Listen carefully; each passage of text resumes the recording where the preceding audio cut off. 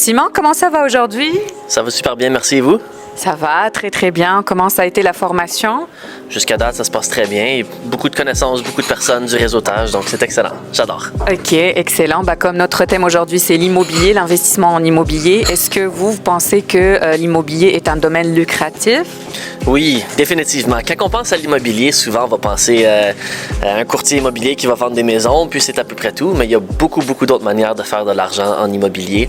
En tant qu'investisseur, on peut juste faire de l'argent sur les références, quand on achète et on vend. Il y a plusieurs différents domaines dans l'immobilier, oui. OK, parfait. Et du coup, comparé à la période où vous ne connaissiez pas Imolion, et maintenant, est-ce que vous avez remarqué une évolution, un changement? Définitivement. Mon parcours immobilier a commencé il y a environ 2 ans de ça.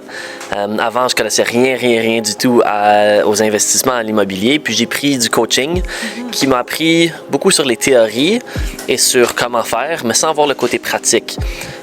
Donc pendant environ 1 an et demi, j'ai eu beaucoup de difficultés à faire une acquisition, à faire de l'argent en immobilier.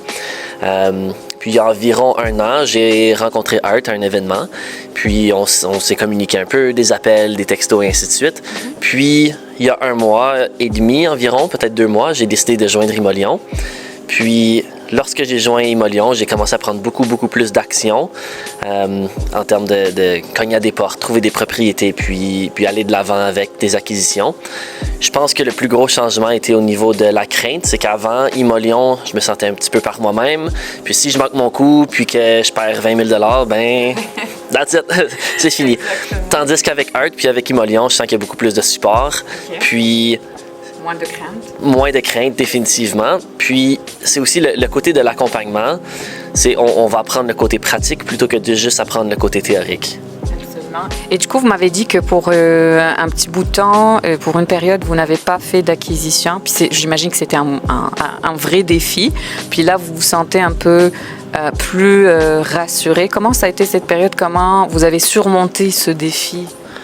Oui, au début, initialement, quelque chose que j'avais aucune idée qu'il fallait travailler, c'est le mindset, puis le côté de l'état mental, puis l'esprit quand on veut aller de l'avant avec l'immobilier, puis avec le côté business. Donc, ce que j'avais appris, c'était vraiment juste la théorie, puis c'était comment faire les documents Excel pour voir si la deal va bien fonctionner. Mais ça parle pas de quand est-ce qu'on va avoir des craintes, quand que les choses vont pas bien, qu'est-ce qu'on fait à ce moment-là. Donc, il y a beaucoup de réflexion personnelle, il y a beaucoup de travail personnel qui est fait là-dessus.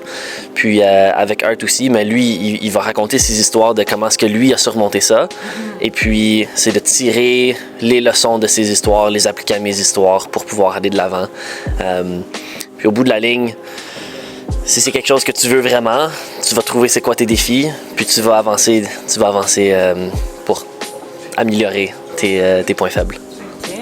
Merci Simon. Ça fait plaisir.